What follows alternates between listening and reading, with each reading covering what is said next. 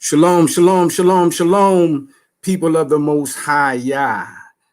We are back again with this is the Defender of the Way, back with another very pertinent and important discussion.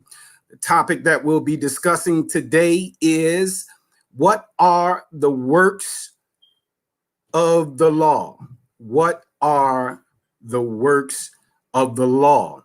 And we're going to be dealing with this tidbit of Pauline theology from a biblically sound point of view. We've had several discussions on Facebook and in Messenger and things of that nature. And we wanted to respond to that and present a platform and atmosphere to discuss this very important topic. What did Paul actually mean when he talked about the works of the law? What did Paul mean by the works of the law? Now, the common and prevailing view is that Paul was talking about obeying the written Torah that was given to Moshe. And so we're going to check that out today. Our position is that Paul was actually dealing with the oral traditions, the oral Torah.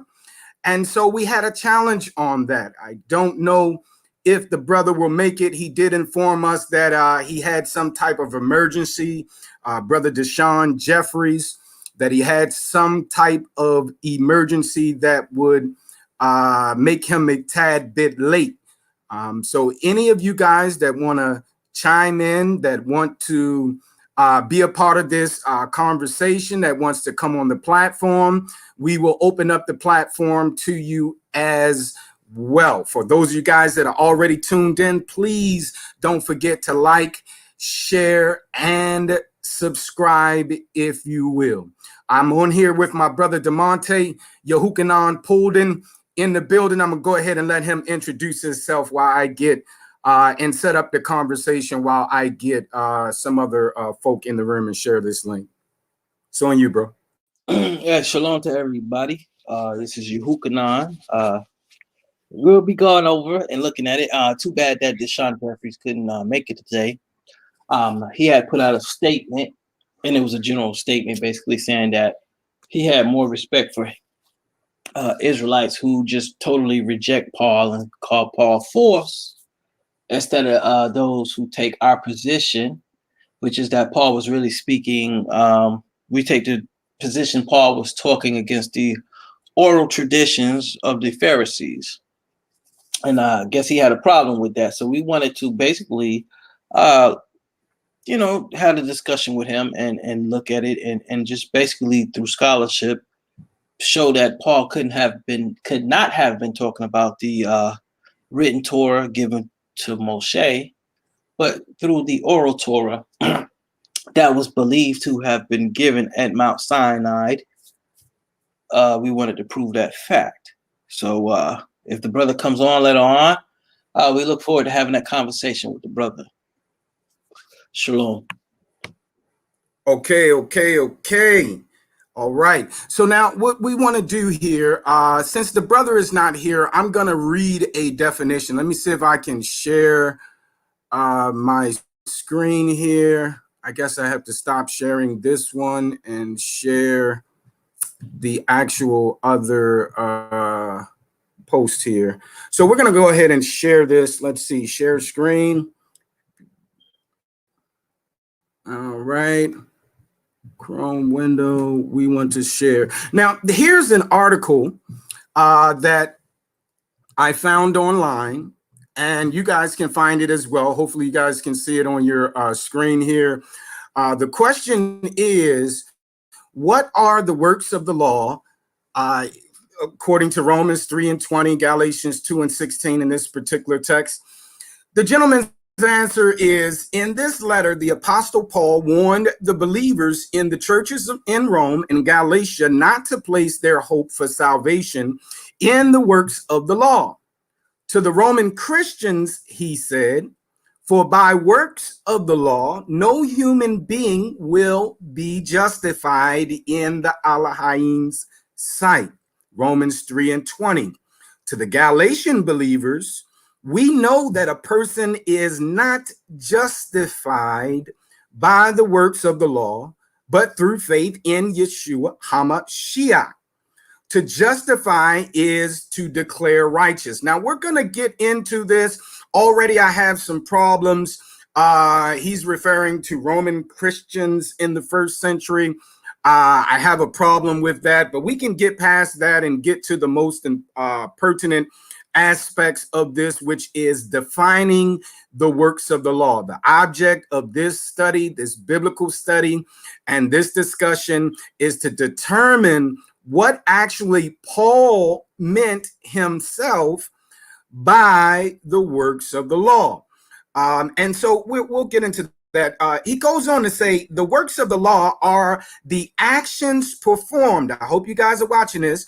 The works of the law are the actions performed to fulfill the Mosaic law found in the first 5 books of the Pentateuch, or the Old Testament. Keeping the Sabbath, being circumcised, the issue before, which was the issue before the Galatian churches, eating clean foods and other ceremonies are powerless to justify in the sight of the Elohim. In addition, following the morality of the law, not murdering, not committing adultery, not stealing, is insufficient to make us right in God's eyes. No act on the part of sinful creatures can result in God's declaring them to be righteous in his sight. Once again, just taking this paragraph by paragraph, I have several issues with this in which we will get into. This gentleman holds to the prevailing view. This is the prevailing view, what the majority of those who proclaim to believe in the Christ, Yahushua HaMashiach, Jesus the Christ, as the world calls him. This is the view, the understanding of the works of the, or should I say misunderstanding of the works of the law that are held by the masses. Now, he says the works of the law are the actions performed to fulfill the Mosaic law. We categorically deny that and disagree with that. We believe that the internal evidence, which we'll get into here, the Most High willing, disproves that. We also believe that the external evidence, historical evidence, primary source evidence, disagrees with that as well. He goes on to say that keeping the Sabbath and all of those things, eating clean, does not justify us in the sight of the Elohim, or God as the world calls him. We categorically disagree with that as well, and we'll be providing some data.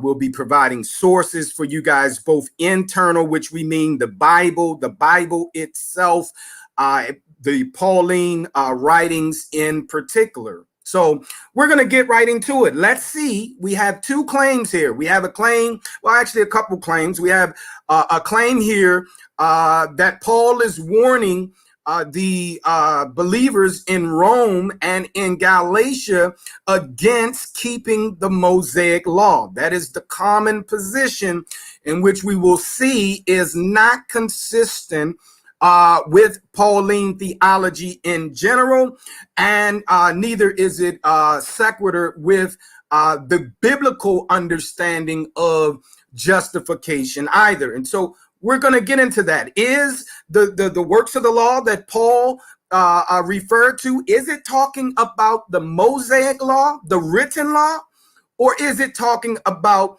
the oral Torah traditions of the elders? And we're gonna see today. Matter of fact, we're gonna get into that right now. What I want to do, I want to get into the internal evidence real quick. Let's pull this up here.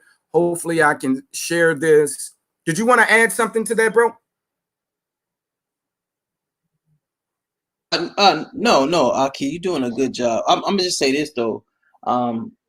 In significance, the Torah, right, that was given to Moses was written on stone, and that it was written by the finger of the Most High.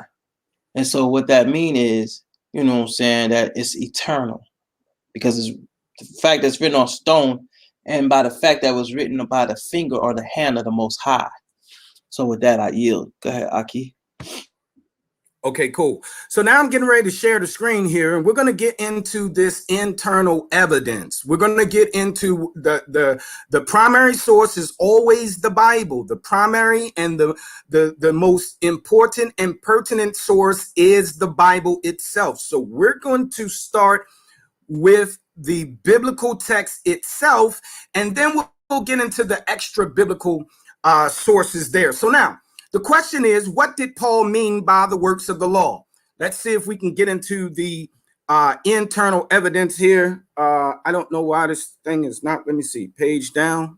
Will that work? Okay, so now Romans chapter number 3, verse number 27 is the first time that we find works and law together, especially in the Pauline epistles in his letters. And so we're going to deal with what Paul says himself first. Paul uses the term works of the law in particular about 7 or 8 times in the biblical text throughout about 6 or 7 passages or verses in the biblical text. So Romans chapter number 3, verse number 27, where is boasting then? It is excluded. By what law? Of works? Nay, but by the law of faith. So now we have here law of works being contrasted with the law of faith, right? And when we talk about law, we're talking about the divine teachings, the instructions.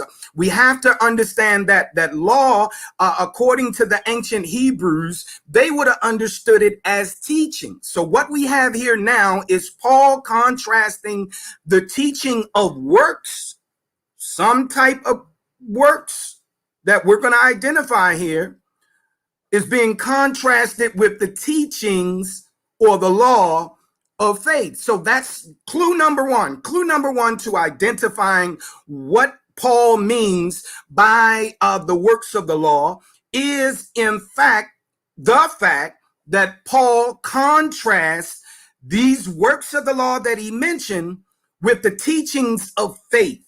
So, and we're not going to get into faith, which should be better translated faithfulness. We're going to stay focused here. We'll do that in a subsequent session. But clue number one is whatever these works of the law are, that they are being contrasted with faith. And that's important to note. Clue number two comes from Romans chapter number 9, verse number 32. And it says, wherefore, because they sought it not by faith, but as it were by the works of the law, for they stumbled at that stumbling stone. So once again, Romans chapter number 9, verse number 32, Paul is again contrasting these works of the law with faith, the teachings of works versus the teachings of faith. That's clue, actually it's still clue number one, but this is clue number two actually coincides and agrees with clue number one. So Paul on multiple occasions he makes a contrast between law of works and law of faith. So this is clue number, well, actually still clue number one. We're going to get into clue number two here, which is going to say clue number three. But anyway, Galatians chapter number 2, verse 16, knowing that a man is not justified by the works of the law, but by the faith of Yeshua HaMashiach. Even we have believed in Yeshua HaMashiach, that we might be justified by the pistis of Christ and not by the works of the law. For by the works of the law shall no flesh be justified. So now the key here, Paul, once again, he contrasts law and faith, but he gives us another clue here as to what exactly these works of the law is. And he tells us that the works of the law, but by the works of the law, no one can be justified. And so, other words, justification does not come by works of the law. So that's clue number two. Clue number one would be that these works of the law are being contrasted with the teachings of faith. And so clue number two would be that whatever these works of the law is, we cannot be justified by them. These are important clues for us to be able to either say that it is the written law given to Moshe, or to disprove that. These are the facts from Paul himself, the writings of Paul himself, and how he utilizes this term of works of the law. Paul is the only one that actually mentions the works of the law in the biblical text. Now, I can't see you guys. I can't see the comments. So, Brother Yehukanan, if you see comments, please let me know, or respond to them, or what have you. And I would do the same as you are conversing. If you could get that oral Torah, written Torah resource for us and have that ready, we can pull that up next. But anyway, part two, for those of you guys that are just tuning in or will tune in, please go ahead, like, share, and subscribe this video. If you have questions, you can go ahead and put your questions in the comment, and we will respond to those questions. If you would like to join the platform and present your position or evidence or what have you, just let us know and we'll shoot you out the link so that you can join us on the platform as well. Brother, go ahead. You talking about that the one that Sister Shanti sent me? Is that the one you talking about? Yeah, the one with the oral Torah and the written Torah being one in the first century. Oh, okay. So let me put Right. So now, while bro is getting that extra biblical source, that's an extra biblical source, but we're starting with the Bible first. We're going to start with the internal evidence, right? We're going to start with Paul himself. He's the only one that uses this title, works of the law. So we're going through the particular passages where he uses this phrase, right? And so now clue number 3, it actually says 4, but 1 and 2 are the same. It's just reiterated. So clue number 3 here is Galatians chapter number 3, verses 2, 5, and 10. Galatians chapter number 3, verse number 2. This only would I learn of you. Receive ye the Spirit by the works of the law, or by the hearing of faith. He therefore that ministereth to you the Spirit, and worketh miracles among you, doeth he it by the works of the law, or by the hearing of faith?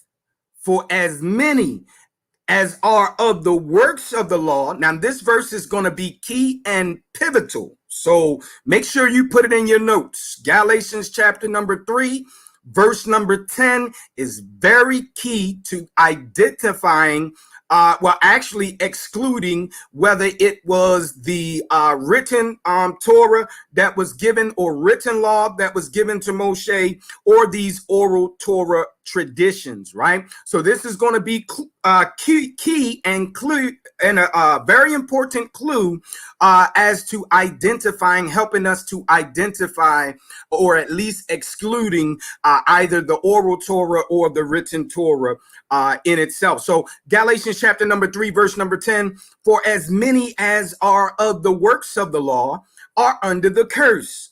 For it is written, cursed is everyone that continueth not in all things which are written in the book of the law. So now, once again, for a third or fourth time here now, Paul goes ahead and contrasts faith.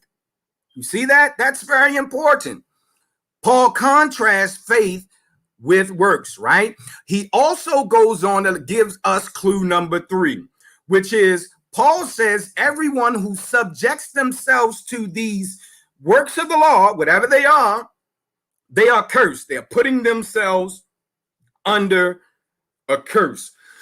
And that's very important to note as well. He goes on in the passage to tell us why. He says, because the book of the law says, cursed is everyone that doesn't follow everything in the book of the law. So that's very important here in itself. I don't know why my other pages didn't come up here, man. Oh,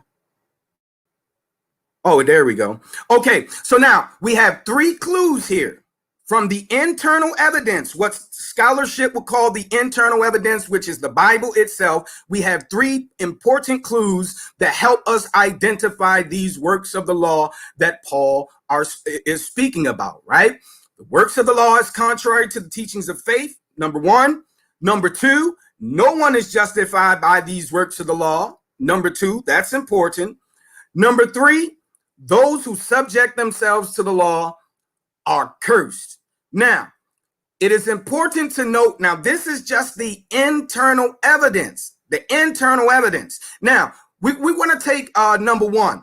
We want to deal with number 1, the works of the law, and I want to rule out whether it was the written law or the oral traditions, which was actually one law in the first century. And this is why Paul is not making a distinction between oral or written, because there's one word that's used for law in the Greek New Testament times, and that is the Greek word nomos. Nomos applied to the written law, it applied to the oral law, it applied to the Miksat Ma'aseh HaTorah, which is the works of the law that was found in the 4QMMT document, which we're going to get into here in a minute. The word nomos applied to all of these things, including the sacrificial system. So it's important for us to be able to understand which and differentiate which law is Paul talking about: the written law, the oral law, the sacrificial law, the law of the Romans, what the 4QMMT, which is the written ordinances of the Essenes, so which gives us idea that I don't have evidence of this, but the Pharisees would have had their written Miksat Ma'aseh HaTorahs as well, or their works of the law as well. But what we have documented is those works of the law from the first century Essenes, which is telling us that righteousness comes by doing these oral traditions, these oral interpretations of the elders. And so now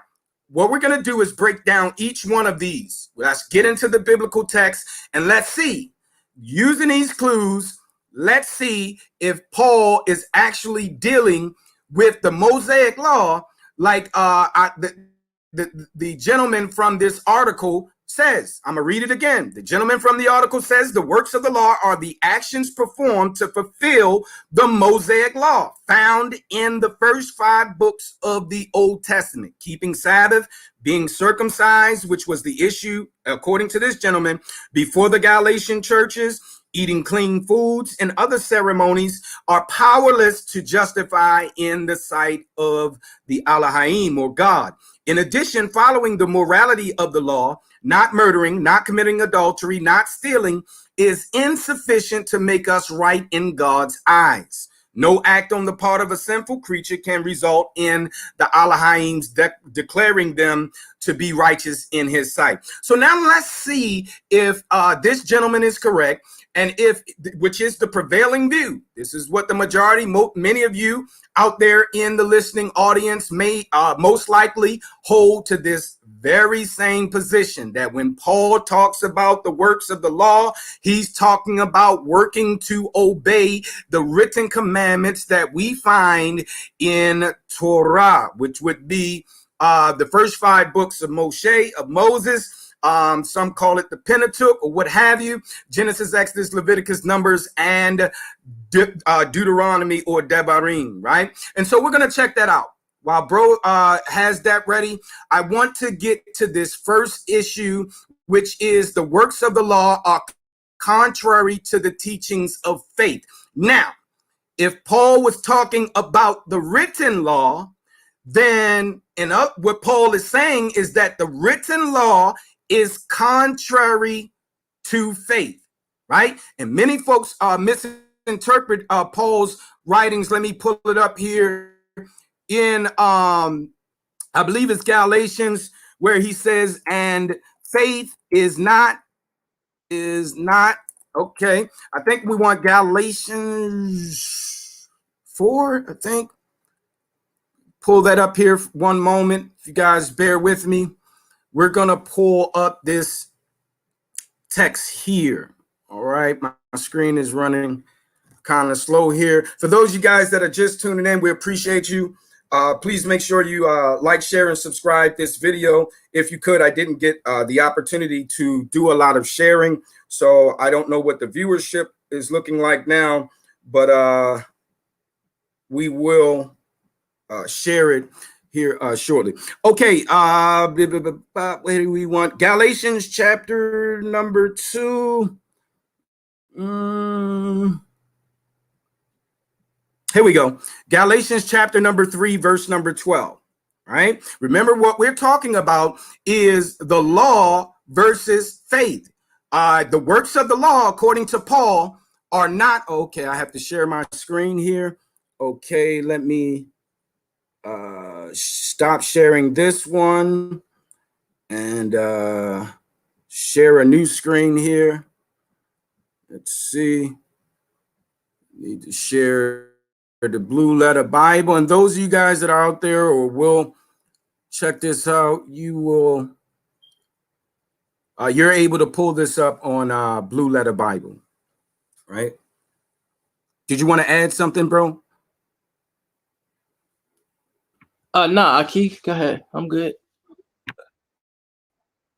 Okay. Galatians chapter number 3, verse number 12. And the law is not of faith, but the man that doeth them shall live in them. And so this is one of the other texts that folk use to say, hey, listen, the written law of Moshe is not of faith. In other words, they're saying that Paul is referring to the written law, obeying the written law, like the author of the article. Well, let's see if that's actually the case. Let's see if the law is contrasted, the law, the written law, the divine teachings given to Moshe. Let's see if they are contrasted with faith, or that faith is a part of the written law. So now let's just go there real quick. I believe I want Matthew. What I want, bro? Matthew, is it 21 and 21? 23, I think it is. 23. Okay, let's pull Matthew 23. Now, remember, we're dealing with clue number 1, that whatever this works of the law is, they must be contrasted against faith, right? So now let's take a look at this. Matthew 23 and 23. This is the Bible, y'all. This is not the opinion. What did I just do? Okay. It's not out. And I forgot the Blue Letter Bible. I guess it doesn't do that. Matthew chapter number 23, verse number 23 says, woe unto you, scribes and Pharisees, hypocrites, for ye pay tithe of mint and anise and cumin, and have omitted the weightier matters of the law. What are the weightier matters? The most important matters. What are those? Judgment, mercy, and faith. We got a problem here. These ought ye to have done, and not to leave the other undone. I hope you guys see that. As a matter of fact, let me pull this up. Let's see if we can do translation comparison. Let's see. Tools. They won't let me do it on here. Oh, Bibles, cross references, dictionaries, Bibles. Let's see if that's it. Okay, yes, here we go. Translations, right? Let's use a more modern version. a more literal language, right? What sorrow awaits you, teachers of, this is the New Living Translation, right? What sorrow awaits you, teachers of religious law, and you Pharisees, hypocrites, for you are careful to tithe even the tiniest income from your herb gardens, but you ignore the more important aspects of the law. So now, Christ himself is getting ready to name the most important aspects or parts of the law, right? So justice is an important aspect or part of the law, right? Mercy is an important aspect or part of the law that was given to Moshe, right? According to Christ. And then we have faith, right? You guys see that? And faith. So now, what does that tell us? That tells us that whatever these works of the law that Paul is dealing with, saying that they are contrasted with faith, that it is opposite or against faith, cannot be the written law given to Moshe. I mean, it just logically follows. This is common sense, right? That if Paul, which he did, said on numerous occasions, we just went through the text with you guys, that whatever these works of the law are, they are against faith. They are contrasted with faith. They are opposite of faith, right? Here in Matthew chapter number 23 and 23, where it is clear that Yahushua HaMashiach is actually talking about the Mosaic law, the law given to Moshe, the divine teachings and instructions given to Moshe, right? He's talking about that. And he says that faith is one of the most important parts. Get that. Faith is a part of the written law that was given to Moshe. So now that should rule out the written law in itself. It should be enough. It should be. But just in case you didn't get that point, let's go to point number 2 there. Let's see. No one is justified by the works of the law. That's clue number 2. Let me go back, show you guys our clue number 2. Let's see if I can stop sharing this one. And I got to go back and share the other one. I'm not too good with all this technical stuff, so it takes me a little bit. Works of the law discussion. Let's share that again. Now, number 2 we have here, it says, we've already addressed number 1. The works of the law is contrary to the teachings of faith. So whatever these works of the law is, it cannot be the law given to Moshe, the divine teachings given to Moshe. We know that because Jesus, Yahushua HaMashiach, Jesus the Christ, said that faith is a part of what was given to Moshe. Faith is not only a part of, one of the most important parts of. So now, according to clue number 1 rules out the written law given to Moshe, right? Now we in clue number 2. No one is justified by the works of the law. Remember, if we go back up, Paul says that on several different occasions, that no one is justified by the works of the law, right? Let's see, is this one of them? No. Let's go up. Galatians 2:16, knowing that a man is not justified by the works of the law, but by the faith of Yahushua HaMashiach, right? No man, for by the even we have believed in Jesus Christ that we might be justified by the faith of Christ and not by the works of the law. For by the works of the law shall no flesh be justified. So now, clue number 2 is whatever works of the law that is being spoken of by Paul, then it does not bring justification, right? Obeying it does not bring justification.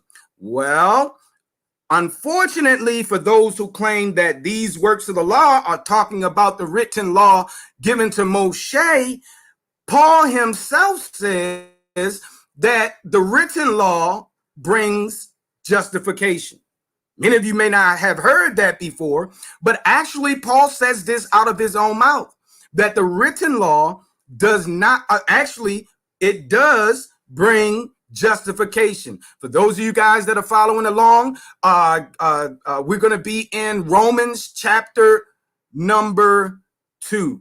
We want to go to Romans chapter number 2. And then we're going to also go to James chapter number 2, right? So you want to put your finger in James chapter number 2, grab grab James chapter number 2, put your finger there, and flip back over to Romans chapter number 2.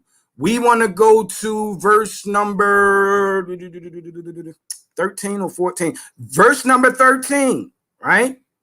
Right? So it's clear here that Paul is talking about the law given to Moshe. This is absolutely clear. Absolutely clear. I haven't had anyone argue this point that in this context that Paul is not dealing with the law given to Moshe, the written law, right? Now, Romans chapter number 2, verse number 13 says, "For not the hearers of the law are just before the Elohim, or God, but the doers of the law shall be justified." So now we have a problem here. We have a problem. Galatians 2:16 says that whatever these works of the law is, you cannot be justified by them, even if you do them. Do them all. You cannot be justified by these works of the law.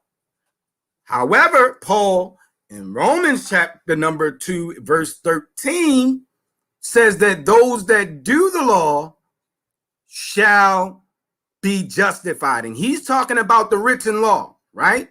The written law. Now, let me give you one more before I sum this portion of it up. Let's go to James chapter number 2.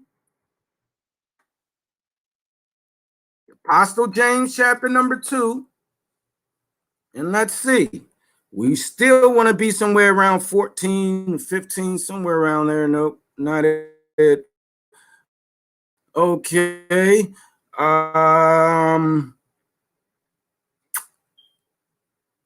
Let's see. We want to be in James chapter number 2 and verse 20. We're going to start at verse 2, verse 18. Says, "Yea, a man may say, thou hast faith, and I have works. Show me thy faith without thy works, and I will show thee my faith by my works. Thou believest that there is one Elohim. Thou doest well. The devils also believe and tremble. But wilt thou know, O vain man, that faith without works is dead?" Now, I want you guys to notice something here, that whatever these works that James is referring to is a part of faith.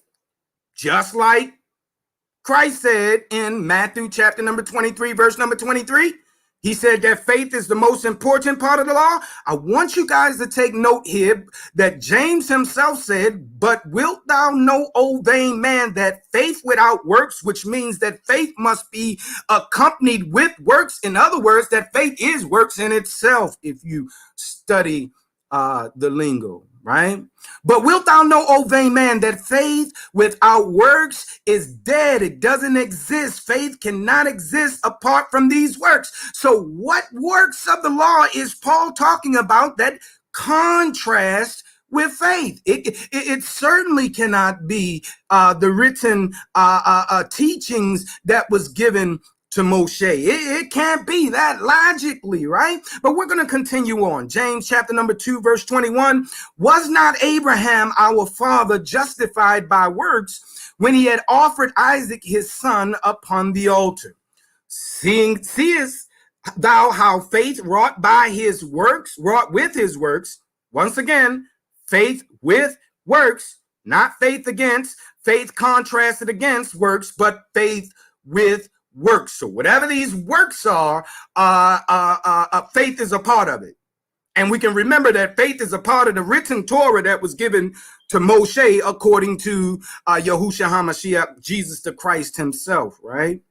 And so James chapter number 2, verse 23, and the scripture was fulfilled, which said, Abraham believed the Elohim, and it was imputed unto him for righteousness. And he was called the friend of the Elohim. Now watch this. Watch this. Key verse. James 2 and 24. Let me make this bigger for you guys. Let me make this bigger, right? James 2 and 24. Ye see then how that by works a man is justified, and not by faith only.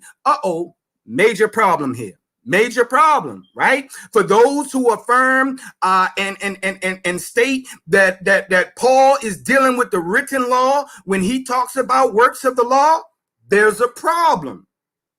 There's a problem. Problem number one, Paul disagrees with himself in Romans chapter number 2, verse 13, which we just read, where he says those that do the law will be justified. Those that do the Mosaic law will be justified, right? James picks it up here and says, you see then how that by works a man is justified, and not by faith only. So these works, which we know is talking about obeying the written Torah given to Moshe, right? Because the works that Paul is talking about is against faith. But these works that Christ, the works of the law that Christ was talking about, and the works of the law that James is dealing with here, is dealing with obeying Torah. It's dealing with following the written Torah, right? Ye see then how that by works a man is justified, and not by faith only. Oh, okay. I'm not even sharing my screen. Wow. So you guys see here, I thought I was sharing my screen here. I choose to share my screen because I wanted you guys to see on here. Ye see then how that by works a man is justified. James chapter number 2, verse number 24. So now what we have to do here now, that's number two. Number one, let's go back. Number one, the works of the law that Paul is dealing with actually is against faith, right? It's against faith. It's contrasted with faith. Paul did it on several occasions. He contrasted. I see Brother Will Love in the building. There's more internal evidence. Let's see. Just trying to give some shout outs here. Appreciate you tuning in. Brother Vinny Davis, peace, bro. Let me go ahead. Can you make I don't know. Okay. So, all right. So now that was number two. Let me pull up number two. Every time I get to doing all this technical stuff, I get distracted. So let me stay focused here. If you guys want to come on, just let us know. I'll bring you guys in the room. And you guys can come on and have your piece here. But now we've already been through clue number one, and we've already ruled that out. Let me go down back to my page to my clues. Clue number one was faith.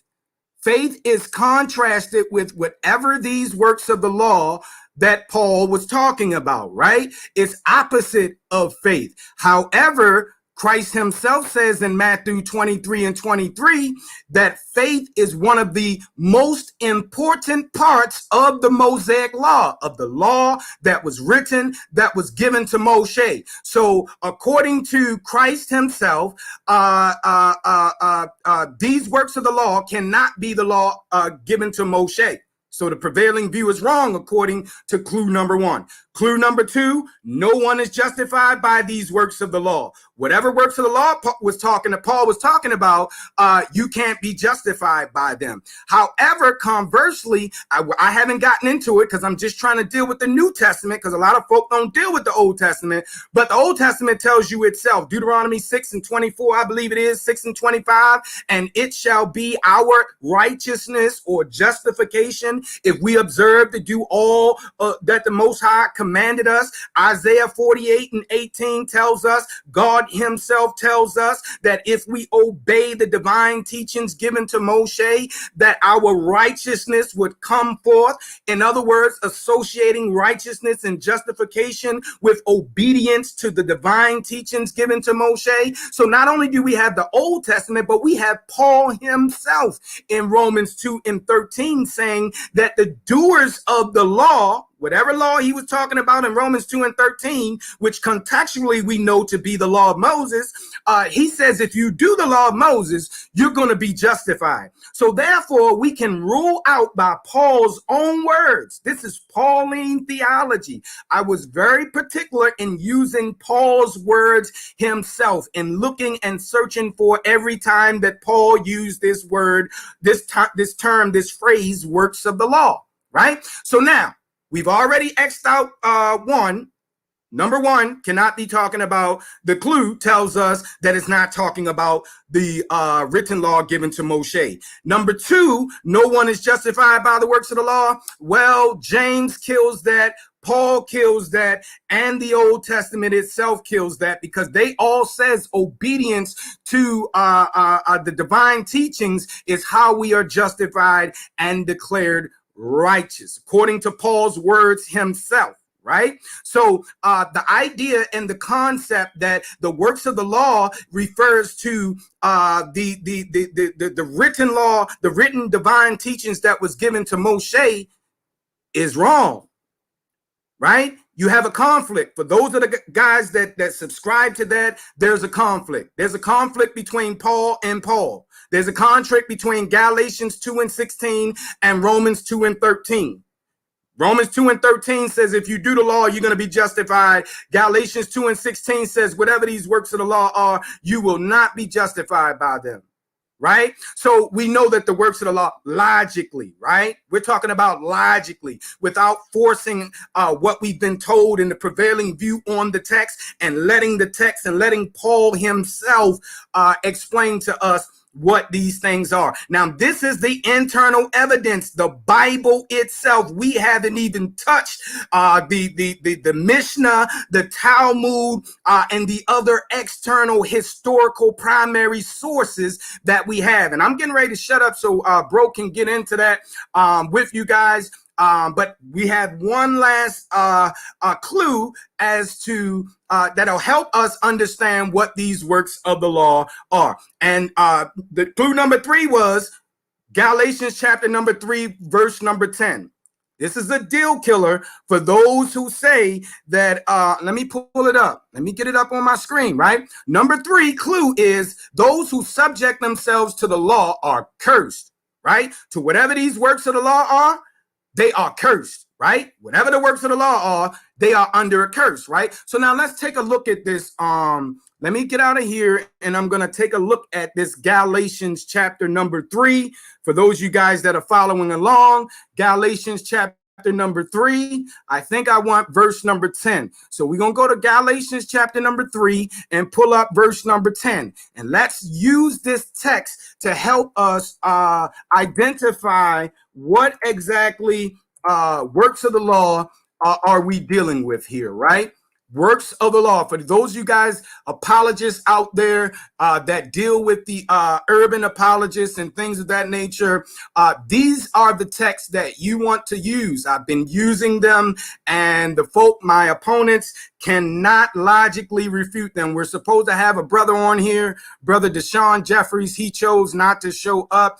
I think he said he had some kind of emergency. He may come on later. But for those of you guys that are out there, if you want to tag someone, you want to have them come on, we welcome the discussion. Only thing that we ask is that you deal with this information that we're bringing out. Don't come on to be running around and talking about other stuff and changing the subject. If you want to come on and prove to us that the works of the law are the obeying the divine teachings given to Moshe, if you want to try to do that, then let us know. We'll shoot you the link, and you're welcome to come on and bring your opinion and bring your primary source evidences. This is primary source from Paul himself, right? So now let's pull this up. Romans chapter number 3. And I can't see you guys' comments out there. So please forgive me if you're commenting and I'm not responding. I will get to them as soon as I take a break and let bro do his thing with the oral traditions and showing how that the first century Hebrews thought that the written and oral Torah both were given to Moses, number one, and two, that they were obligated to follow that oral Torah, which made them righteous. So we're going to show that and demonstrate that through the biblical text and the extra biblical oral tradition sources that we find historically in the Mishnah and the Talmud. But Galatians chapter number 3, number 10, we got to look at this verse closely, y'all. For as many as are of the works of the law, there we go with the works of the law again, are under a curse. So whoever is following these works of the law, they are cursed, right? Why are they cursed? For it is written, cursed is everyone that continueth not in all things which are written in the book of the law to do them. Now, I want you guys to notice here now that the curse comes on the folk that don't do what's written in the book of the law. There's no doubt that written in the book of the law refers to the law of Moses. So, in other words, this verse here in 3 and 10 is contrasting the works of the law. Remember that? For as many as are under the works of the law, they are under a curse, right? Why are they under a curse? Because they're not following the things that is written in the written law. Only those that don't follow the law are cursed. That's how you get cursed. You don't get cursed by following the written teachings of Moshe. That's what the Bible tells us. The curse doesn't come on those that are obedient. Even Paul himself tells us that the curse comes upon the children of disobedience. So now, if the works of the law, let's read this as the works of the law. For as many as follow the law given to Moses are under the curse. For it is written, cursed is everyone that follows everything written in the law of Moses. Does that make sense? Makes absolutely no sense whatsoever.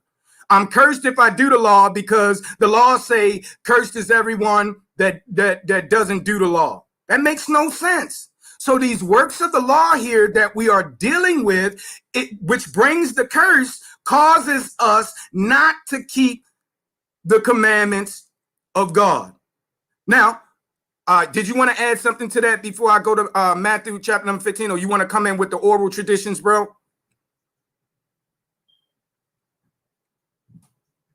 Shalom, brother Dex T. Israel in the building. I see you. I appreciate you. Brother Benny, appreciate you too as well, bro. Brother Yehukanan, you still there, bro?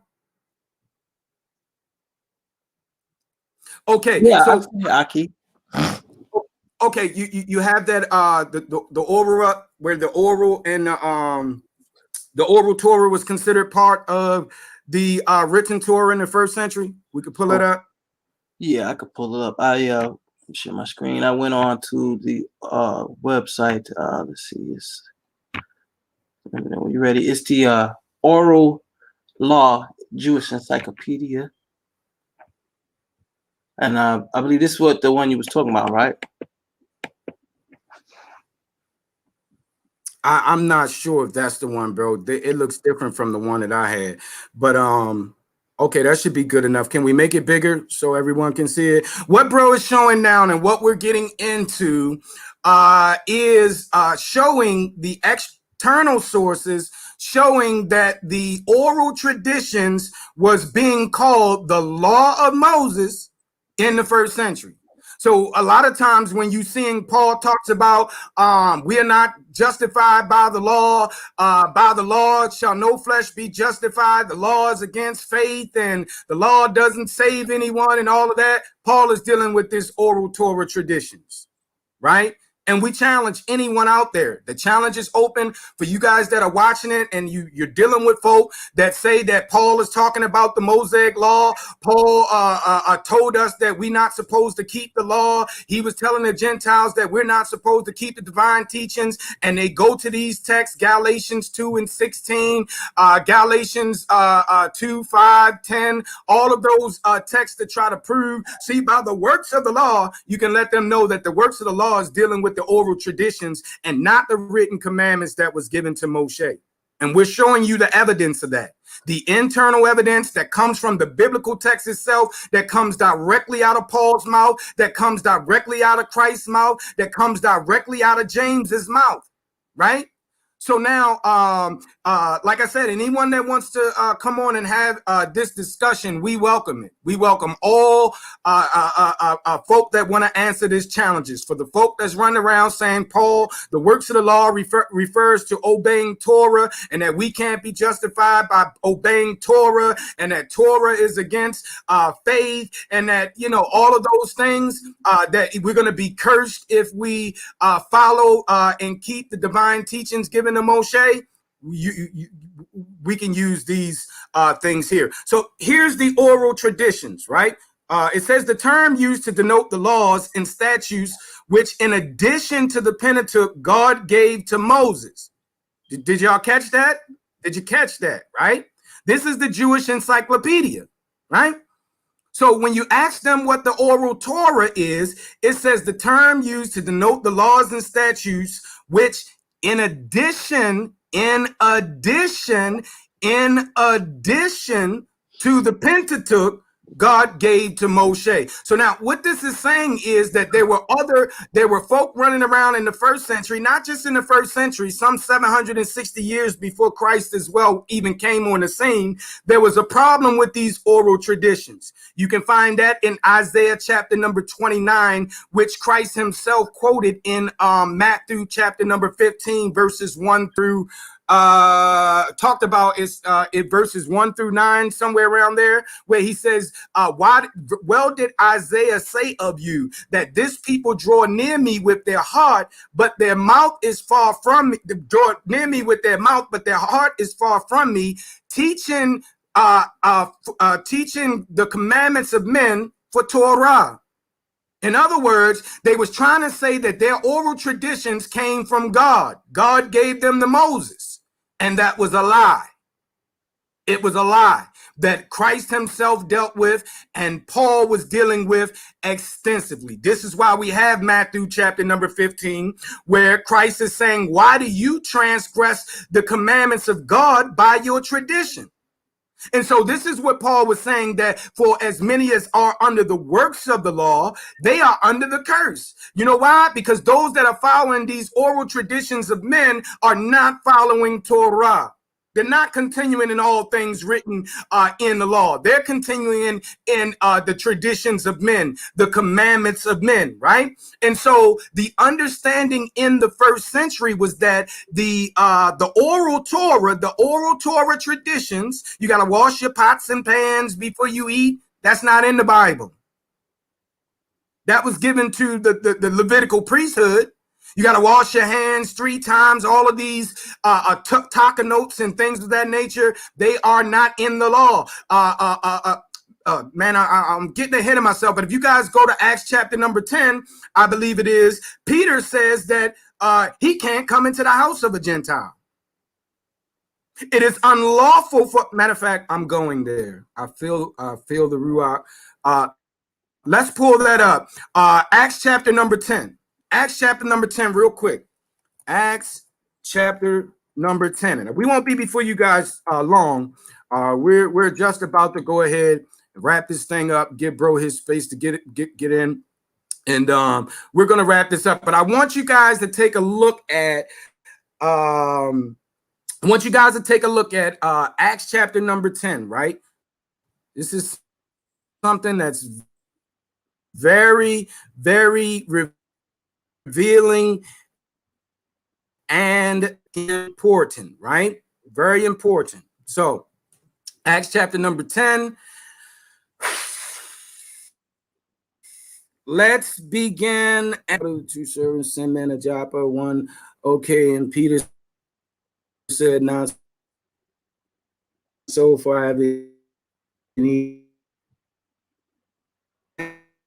manner for the beast, and there came unto him. He talked with them. He says, here we go. Other key, include he being Cephas. You know how that it is an unlawful thing. See that? Unlawful thing for a man that is a Jew to keep company or come unto one of another nation. Did y'all catch that? Peter is saying that it's unlawful, it's against the law for a Gentile, for a Hebrew, a Jew, to go into the house of a Gentile. Guess what? There's nowhere in written Torah. I issue a challenge to anyone who says otherwise. Someone out there under the sound of my voice, please show me one text in the whole of the Old Testament that says a Hebrew cannot eat clean food in the house of a Gentile. It's not there. I'll help you out. It's not there. So what law says that you can't eat with Gentiles? That Gentiles are unclean in themselves, right? That if you eat in the house of a Gentile, you would be defiled. You know what law? You know where they get that from? Oral Torah traditions, right? It's the oral Torah traditions that they are dealing with. Acts chapter number 10, right? So let me make this point once again. If you cannot find a single commandment that says don't eat clean meats with Gentiles, don't go into the house of a Gentile stranger, then this law that Peter thinks that he's under and that's dealing with is oral Torah. Let that sink in for a second, right? Right? So there's more than enough internal and external evidence to confirm that these works of the law that Paul is dealing with is actually dealing with oral traditions and not the written law given to Moshe. Once again, the challenge is open. Even if after we close this out, you just make a comment and we'll bring it right back on and we'll get right to it.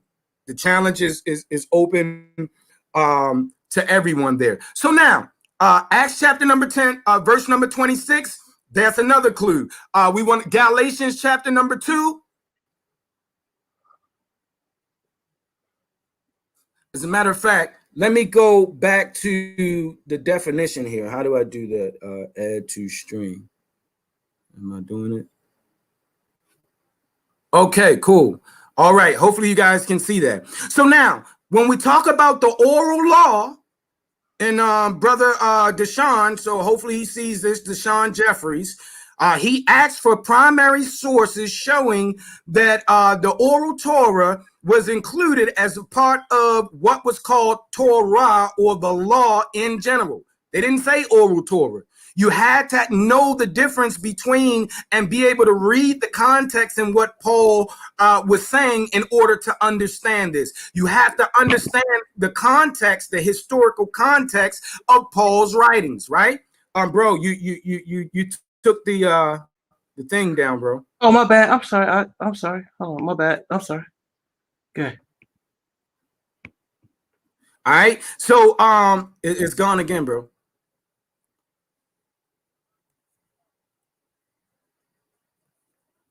Okay, so now the term used to denote the laws and statutes which, in addition to the Pentateuch, God gave to Moshe, according to the rabbinical interpretation of Exodus 10, 20, 30, 35, I think that is 34, and 27, the words, I can't even see this. The words indicate that besides the written law, God gave orally to Moses, is kind of small, other laws and maximum, as well as verbal explanations of the written law enjoining him not to record these teachings, but to deliver them to the people by word of mouth. Did you catch that? So what they believed in the first century was that these oral traditions, not washing your hands, washing your hands 3 times, and tying your left shoe on first, and all of that kind of traditional stuff, they believe came from Moshe. That God gave it to him, told him not to write it down, but told him to pass it down orally to the Levites and the leaders of the people who were to pass it down orally. And this is why what they were imposing on the people in the first century. So these are sources, right? We can actually go into, this is actually a website, the Jewish Encyclopedia, so it's not actually a primary source, but we do have the, don't know which one that it is that I can pull up for you guys here. I have, oh, that's a ping. That wouldn't be it. Give me 1 second here. I'll be able to pull up. Oh, that's a ping too. Did I download? That's the 4QMMT. Okay, now there was another question that was asked by Brother Deshaun Jeffries that that's not it. That was asked by Brother Deshaun Jeffrey is because he used Titus. Let's go to Titus real quick, because here's another text that he had asked about Titus. What is it? Titus 2, I think it is. Titus 3. Might even be Titus 3 and 10. Let's see. So the question is, what works was Paul talking about in Titus 3? I believe it's 10.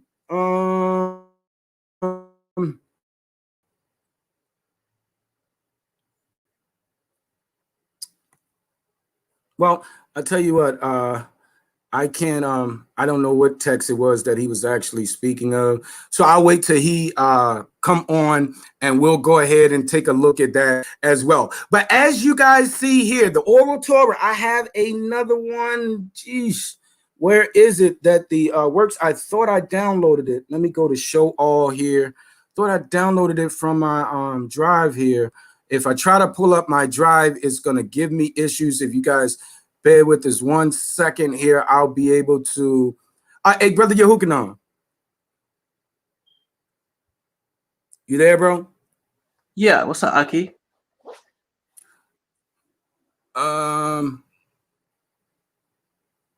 Do you have the one that's okay? The righteousness one. Where's the righteousness one, bro? Where they were saying that the law is righteous. These oral traditions gave them righteousness. I downloaded it somewhere. I can't. Can you pull that up? Oh wow. Download now. This is the Mixat Ma'aseh HaTorah. For those of you guys that don't know, this is the works of the law that Paul was talking about. Nowhere else in history or in the Bible do we find the term works of the law. John didn't talk about works of the law. Jesus didn't talk about works of the law. James didn't talk about works of the law. None of those folk other folk in the Bible talks about works of the law. It only comes from Paul. Now, what we have here is what was found in the Qumran caves, right? And they found this, and it dates to 100 years before Christ, to about 100 years BCE to about 100 years after Christ, which puts it smack dab in the first century during the time of Paul. In other words, Paul would have been exposed, being a student of the law. Paul would have been exposed to these works of the law here, the Mixat Ma'aseh HaTorah. Now, let's see if they believe that this brought righteousness. Let's see if they believe that they were righteous. And so when Paul says, if righteousness come by the law, then Christ died in vain, this is what he's talking about. If righteousness came by these teachings of human men, then Christ died in vain. He wasn't talking about the written law, right? And so this is the 4QMMT, the Dead Sea Scrolls itself in the 4QMMT, bro. I think it's at the end that we want.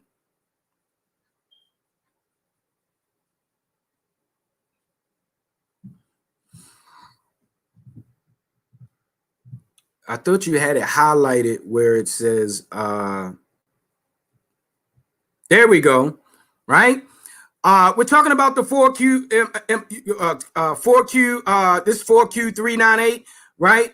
14 through 17, right? Remember David, that he was a man of piety and that he was also saved from many troubles and pardon.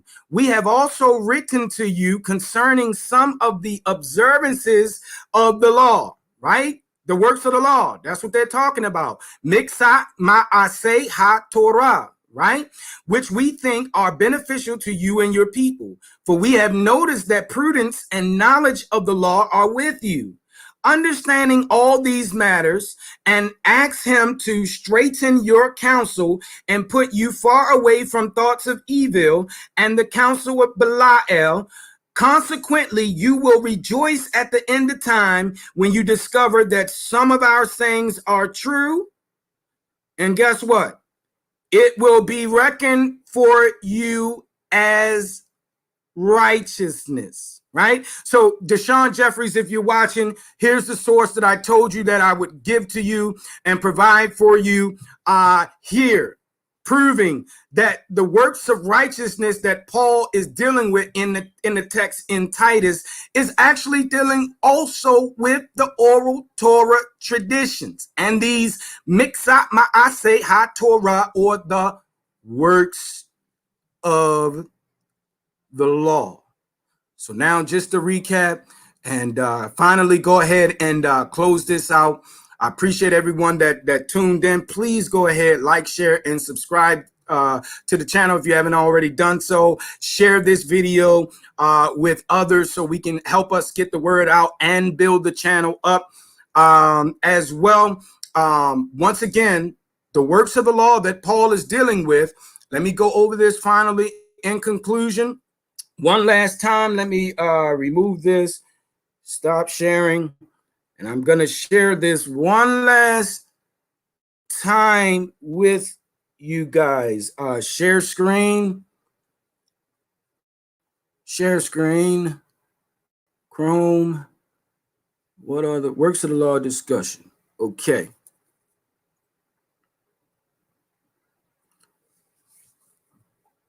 All right, so give it a second for this to come up. Now, the clues that we retrieve from the internal evidence, we just went to the external, which we find in the Talmud, which is primary historical sources. Mishnah, we don't use them for theology. We don't teach doctrine from the Talmud and the Mishnah, but we do use it as a historical source to let us know the climate in which the New Testament was written.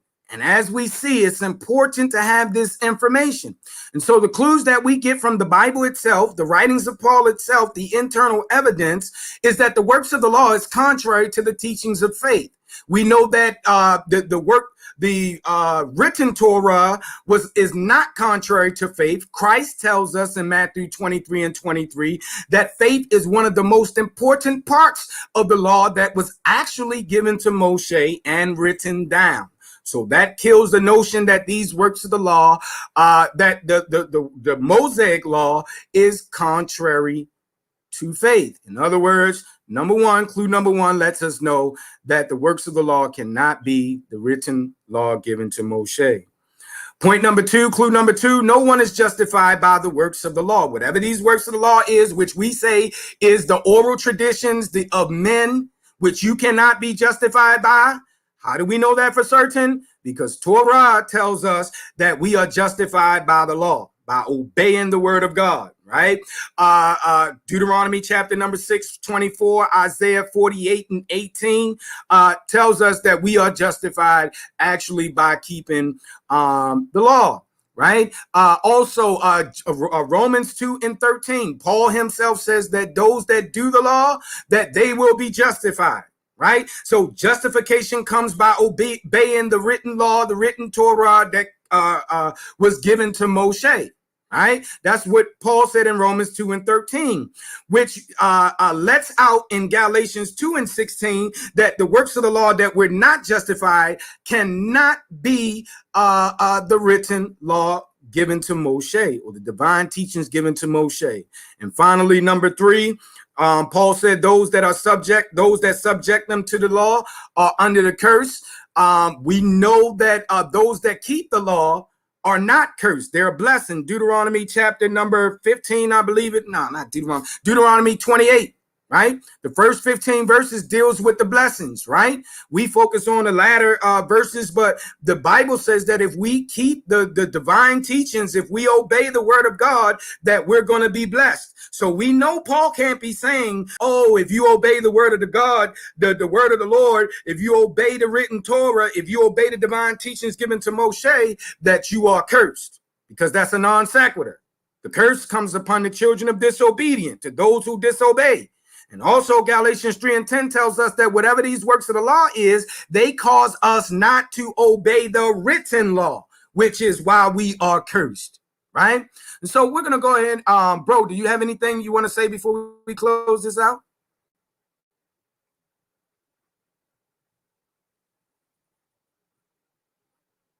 Okay, so Brother Yehukanan, I guess he's having issues, or he's muted. He stepped away from his computer, but we appreciate all of you guys tuning in. We just wanted to, go ahead and address this issue. It was supposed to be a discussion with Brother Deshaun Jeffries. He asked for primary source evidences, and so it was. My bad, I was muted. No, I wanted to share something real quick that you showed. If you could still see my screen. My bad, I was still muted. I was talking. You didn't hear me. If you could pull up my screen, what I'm sharing, because I wanted just to reiterate something you shared as well about Galatians 3 and 11 and through 12.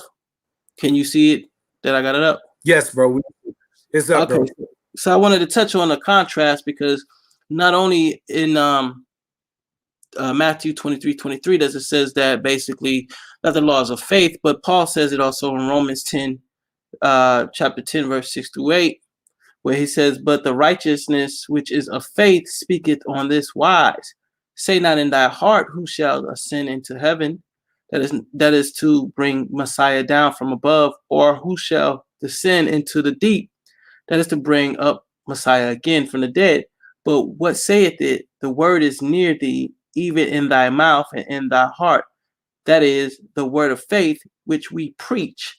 So this is Paul quoting Torah, and basically is saying Torah is faith. So I was just wanted to reiterate that. But other than that, man, you did a good job, bro. You touched on everything. Too bad brother didn't show up before we could have that discussion. Right. We got Brother Will Love here. He wants to I don't know if you're still in the room, bro. I sent the link for you to go ahead and join. If anyone wanted to join in and have something to say before we close out, you are welcome to do so. The link is in the chat. So if you guys wanted to come up, Brother Will Love says, I'm trying to add that. May I join in the discussion? I happen to agree with you guys. I just have something to add. So you're welcome to come on, Brother Will Love. You're welcome to come on if you like. Brother Vinny says peace to the chat and peace to the channel. Appreciate you, Brother Vinny. Always, I gotta make you a what do you call it? A moderator in the YouTube. I can't do it right now because I might delete us or do something crazy.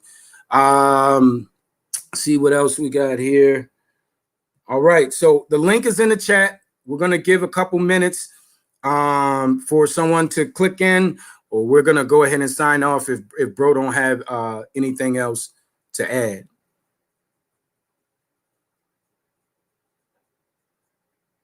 Still there, bro?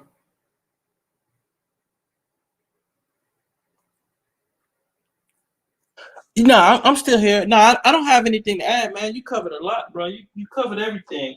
So I get too bad Buddy couldn't show up. Right.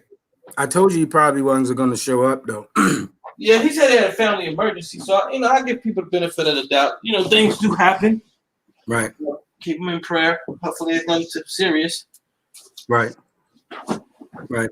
Okay. So we're getting ready to close this out. We appreciate everyone tuning in. Hey, brother Vinny, I gotta make you a what do you call it, bro? Moderator. Moderator. So just give me a second, and I'm gonna make that happen for you, the moderator.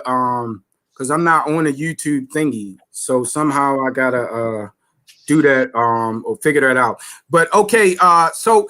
We appreciate every one of you guys tuning in. Please go ahead, like, share, and subscribe if you haven't already done so. We appreciate all of the House of Israel tuning in. For those of you guys that tune in and the girl that sojourn with us, we appreciate you. Please put your comments in the section, in the comment section, if you want us to respond to your comments and things of that nature. If you have anyone that want to accept our challenge and disagrees with this, we will sit down and have a cordial conversation and a discussion. But you know, as we say, the data speaks for itself, you know, and we've provided internal and external evidences showing that the works of the law are actually dealing with the oral Torah traditions and the works of the law of the Essenes and the Pharisees. So we appreciate all of you guys tuning in. And until next time, we still have part 2 coming up. I just wanted to give you guys information. Part 2 on a justification series. Took me a little bit longer than what I expected. I got into Job, and the book of Job is so vast and deals with justification extensively. And so that put us behind. And plus, we're making some changes to the platform and upgrading and updating and things of that nature. And so be on the lookout for that. We appreciate all of you guys for tuning in. The Most High bless you and keep you. The Most High make his face to shine upon you. The Most High lift up his countenance unto you and be gracious unto you. The Most High give you peace in the name of Yahushua HaMashiach. And we'll talk with you guys later. Shalom. Shalom.